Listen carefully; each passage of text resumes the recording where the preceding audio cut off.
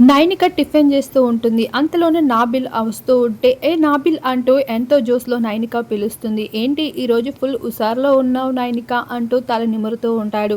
ఇక నైనిక కూడా ఎంతో క్యూట్‌గా అయితే తింటూ ఉంటుంది. ఇంకోవైపు కిచెన్‌లో ప్రేరణ, మణికంఠ వీరైతే బాగా వంట చేస్తూ ఉంటారు. అయితే చపాతీలు ప్రిపేర్ చేస్తున్నారు. ఇంకోవైపు బిగ్ బాస్ అయితే ఇచ్చిన సమయము తక్కువే, ఇంట్లో రేషన్ తక్కువే అంటూ మాట్లాడుకుంటుంటారు.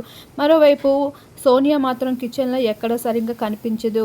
నిఖిల్ అయితే తెలిసిందే, ఎప్పుడు హౌస్‌మేట్స్‌కి ఏదో ఒక హెల్ప్ చేస్తూ కిచెన్‌లో తిరుగుతూ ఉంటాడు. అయితే ప్రతి ఇయర్ ప్రతి సీజన్‌లానే ఈ సీజన్‌లో కూడా వీక్ మొత్తానికి వర్స్ట్ పర్ఫార్మర్ ఎవరు అనేది ఎంపిక చేసుకోవాల్సి ఉంటుంది. అది పూర్తిగా ప్రవర్తనలో అయినా కావచ్చు, అది టాస్కుల్లో అయినా అవ్వచ్చు. ఇలా ఒక్కొక్కరుగా వాళ్ళ అభిప్రాయాల్ని చెప్పాల్సి ఉంటుంది.